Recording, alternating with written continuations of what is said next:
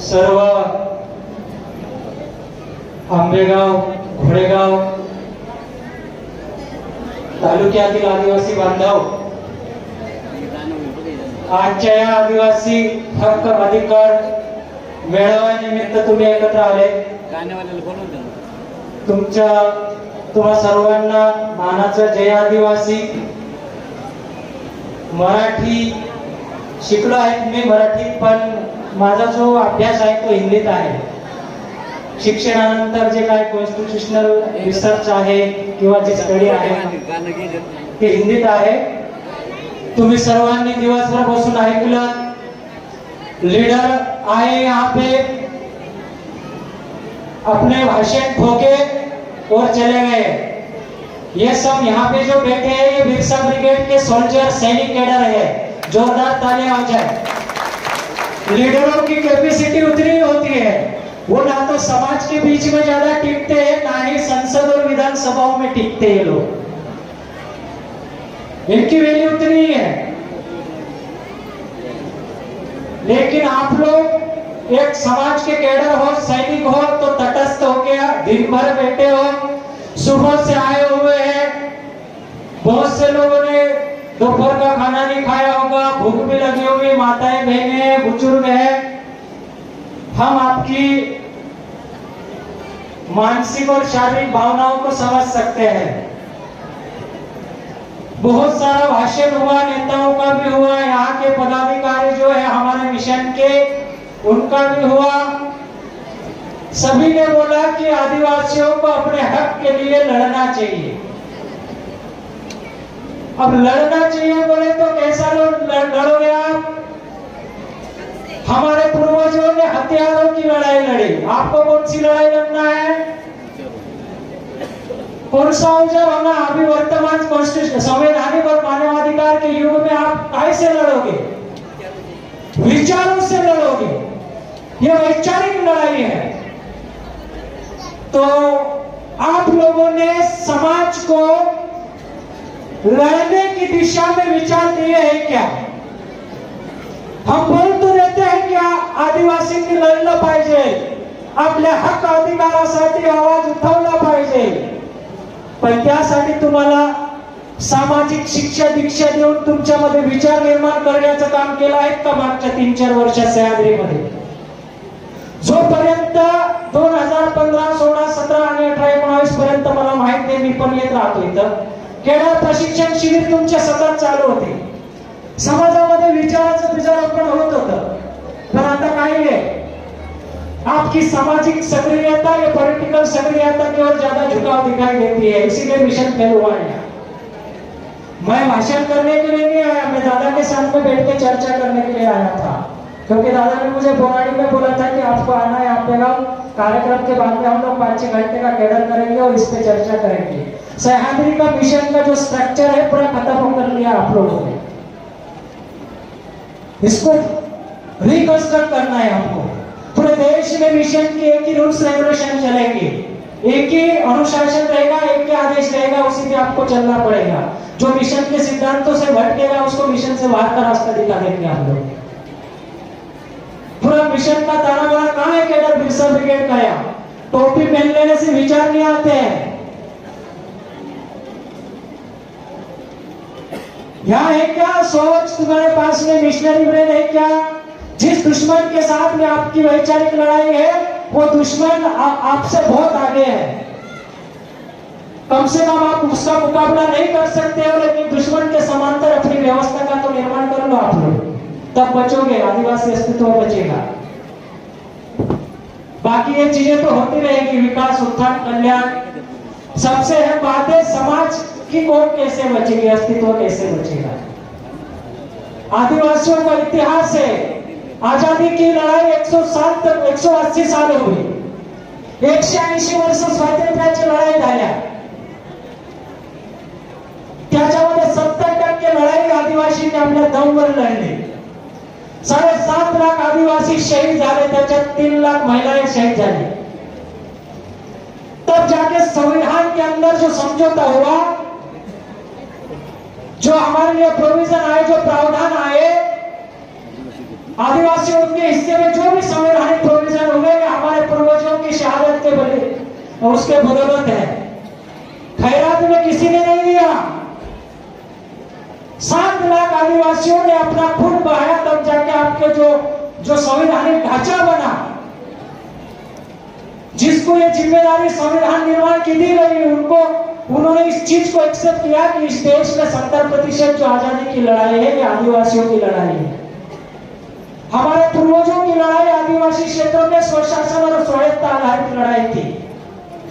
हमारे पूर्वजों ने ब्रिटिशों से सत्ता हस्तांतरण की लड़ाई नहीं लड़ी, और इन्होंने देश के लिखित इतिहास में लिख दिया, जो 4-5 लोग ब्रिटिशों से ट्रांसफर ऑफ पावर एग्रीमेंट किए 14 अगस्त 1947 रात को 12 बजे माउंटबेटन के साथ में, वो लोग इस देश के स्वतंत्रता सेनानी हो गए या महापुरुष कहलाए गए।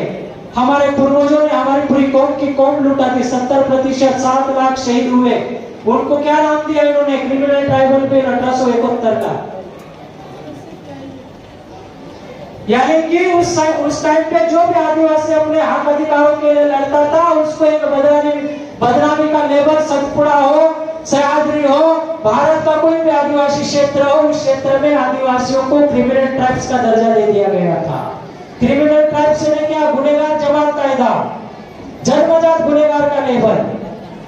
इन लोगों की मानसिकता जो है आदिवासियों के प्रति ना तो उस समय पे बदली थी ना आज बदली थी। हमारे पूर्वजों को इन्होंने क्रिमिनल टाइप्स बोला, अपने स्वायत्ता और स्वशासन के आधार पे अपने हक अधिकार मांगे, और आज हम मांग रहे हैं तो हमारे लोगों को नक्सली बोलते हैं लोग। नाम बदला है, मानसिकता नहीं बदली इनकी। हम क्या शहरों में जाके अधिकार मांग रहे? क्या हमारे इस क्षेत्र में जो 5th शेड्यूल एरिया का जो प्रोविजन हुआ, जो 5वीं अनुसूचित क्षेत्र का जो प्रावधान है कि आदिवासी क्षेत्रों में जो अनुसूचित क्षेत्र है वहां पे उनका स्वायत्त और स्वशासन होगा। स्वायत्त स्वशासन यानी क्या? उनका पारंपरिक स्वशासन, उनकी जो सामाजिक व्यवस्था है, जो उनकी पारंपरिक विधि न्याय व्यवस्था है, उसके अनुसार उसका विकास और उत्थान होगा।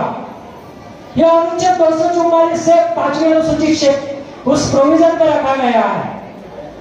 उसके बाद में अभी आपके हमारे जो पुणे जिला के जिलाध्यक्ष है, अध्यक्ष साहब ने बोला, प्रवीण पाटिल साहब ने, कि जो आप लोग ग्राम पंचायत ग्राम सभा लेते हो वो आपकी पारंपरिक ग्राम पंचायतें नहीं है। वो बिल्कुल सही है। वो पंचायत अधिनियम 1993 के अंतर्गत अनुच्छेद 243 का 243 का ग्राम पंचायतों को जो 32 अधिकार दिए गए, उसके अंतर्गत ग्राम पंचायत एजेंसी की वो ग्राम सभा है।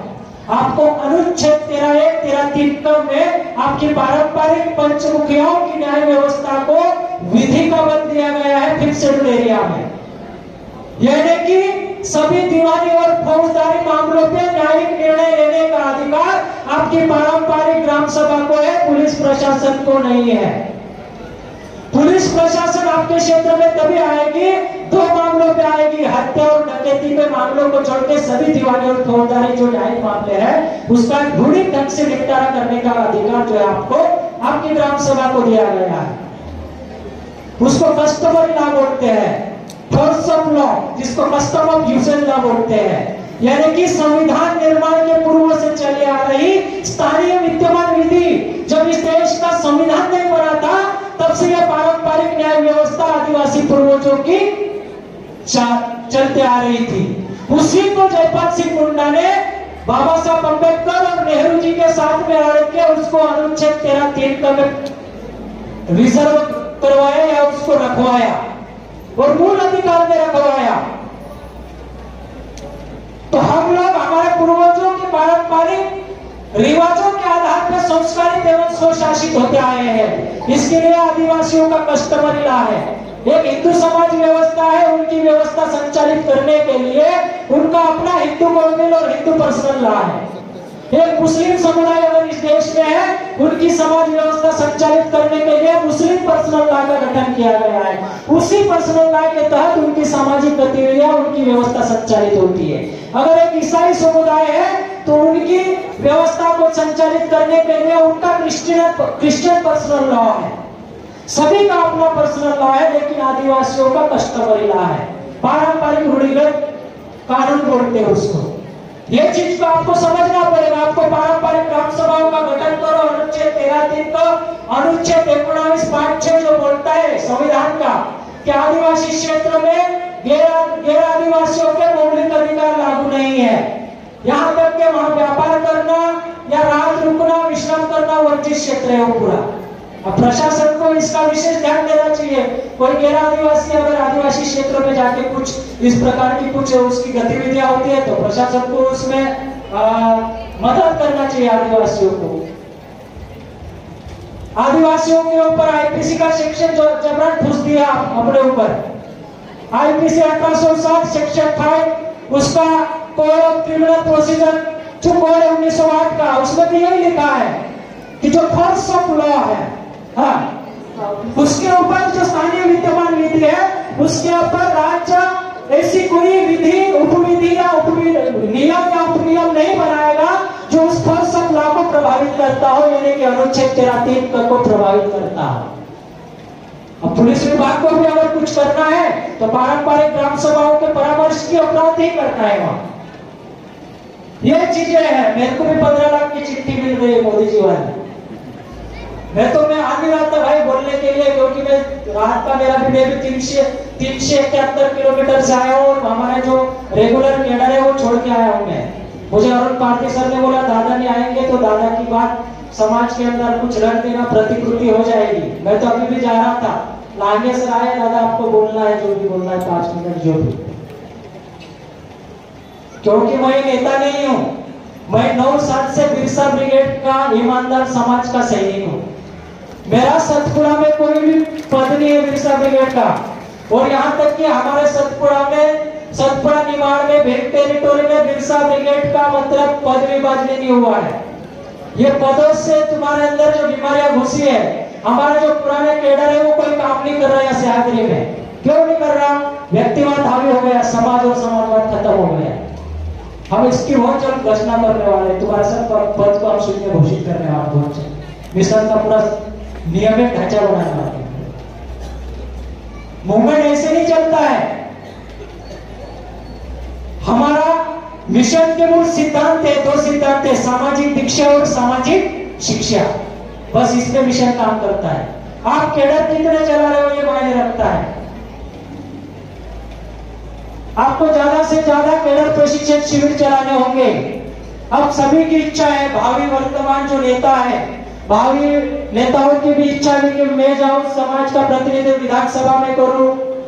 एक बात ध्यान रखना, अगर आपको पावर ट्रांसफर करना है तो समाज में कैडर ट्रांसफर करना पड़ेगा। इसके बगैर तुम जीत ही नहीं पाओगे। जीत के दिखा दो एक विधानसभा तुम लोग। ऐसे भी होता है। देश में किसका राज है? देश की केंद्रीय व्यवस्था पर किसका राज है? कौन से राजनीतिक दल का है? बीजेपी का। बीजेपी पावर ट्रांसफर करने के लिए आरएसएस का कैडर ट्रांसफर होता है, तब जाके माहौल बनता है। तुम किस सोच पे काम कर रहे हो? बीजेपी का पावर ट्रांसफर करने के लिए आरएसएस समाज के बीच में जाकर कैडर ट्रांसफर करता। कैडर यानी कि लोगों के दिमागों को ट्रांसफर करना। वो चीजें हैं, आप सीखोगे कब। ये लड़ाई के ऐसे एक आदमी के चिल्ला देने से होने वाली ये लड़ाई नहीं है। ये लड़ाई अपने अस्तित्व के लिए, हम लोग अपने अस्तित्व के लिए लड़ रहे हैं। हमारा किसी धर्म संगठन, किसी पॉलिटिकल संगठन, किसी पॉलिटिकल व्यवस्था से नहीं है। हम अपना वजूद बचाने के लिए लड़ रहे हैं। ये लड़ाई हमारे पूर्वज नागा कामकरी और राया ठाकर, राघोजी भागरे, बिरसा मुंडा, तंट्या भीम, तो हम लोग 200 साल तक हमारा वजूद सह्याद्री में, सतपुड़ा में जिंदा है या भारत में जिंदा है। हम लड़ेंगे तो हमारे आने वाली पीढ़ी का वजूद तो 250, 300, 500 साल बचा के जाएंगे। हम तो इनके व्यवस्था के लिए लड़ रहे हैं। जयसिंह दुर्वे को क्या नेता बनने की लड़ाई थोड़ी है ये, ना ही सतीश बेंदाम की नेता बनने की लड़ाई, ये समाज के वजूद की लड़ाई है। इसको समझो आप लोग। ये अलग टाइप का मिशन है, ये संगठन नहीं है बिरसा ब्रिगेड। ये मिशन है, सोशल मिशन है। और ये मिशन चलता है हमारे तमाम आदिवासी क्रांतिकारी योद्धा, शहीद महामानव, तमाम बलिदानियों के विचारधारा और सिद्धांतों पे चलता है। यह मिशन ना तो सतीश बेंदाम के विचारों पे चलता है, ना ही जयसिंह दुर्वे के विचारों पे, ना ही तुम्हारे इधर के कोई अध्यक्ष के विचारों पे। ये शहीदों के सिद्धांत पे चलता है और ये चलेगा विषय, इसलिए मैं ज्यादा नहीं बोलूंगा। आप कैडर ज्यादा से ज्यादा करो, क्योंकि कैडर से ही समाज में विचार निर्माण होते हैं। बाकी मैं भी आऊंगा, भाषण ढाल के चले जाऊंगा। भाषण ये भीड़ ब्रेड में तब्दील नहीं होती है, इस भीड़ को ब्रेड में तब्दील करने के लिए उसको विचारों का सही दिशा दो, उसका डायरेक्शन दो, तब होता है ये चीजें। बहुत सारे कॉन्स्टिट्यूशनल प्रोविजन है आपके। पैसा एक्ट में उन्होंने बोला कि आपका एक, हम लोग हमारे क्षेत्र में बात करेंगे, पैसा अनुसूचित क्षेत्र है, हमारे लोगों ने 5th शेड्यूल स्वायत्त और स्वशासन के आधार पर 5वीं अनुसूची का हक अधिकार मांगा, तो केंद्र सरकार ने हमको उसमें संशोधन करके पैसा एक्ट दिया। उसमें वही लिखा है कि गांव की सीमा से सटे हुए सभी प्राकृतिक संसाधनों पे ग्राम सभा का अधिकार होगा। प्राकृतिक संसाधन यानी आपका रेत, मुरुम, मिट्टी, लकड़ी, जंगल सब आपका है। उसमें फॉरेस्ट डिपार्टमेंट एक सदस्य है, सदस्य की भूमिका में वो लोग। उसके बाद में गांव सीमा के अंदर पैसा वाले ग्राम पंचायत, गांव सीमाओं के अंदर जितने भी सामाजिक सेक्टर है, स्कूल, आंगनवाड़ी, पुलिस चौकी, शिक्षा विभाग, जल विभाग, जो भी है वो ग्राम सभा के नियंत्रण में है। वो मालिक लोग नहीं है, ग्राम सभा मालिक है। ग्राम सभा उनको दिशा निर्देश देगी क्या करना।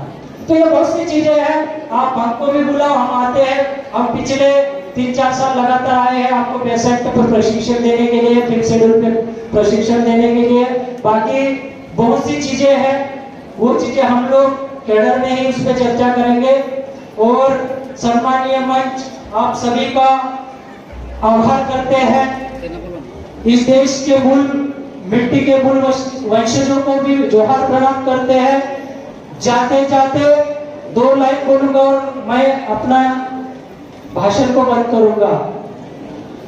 फैसला जो भी हो मंजूर होना चाहिए, फैसला जो भी हो मंजूर होना चाहिए।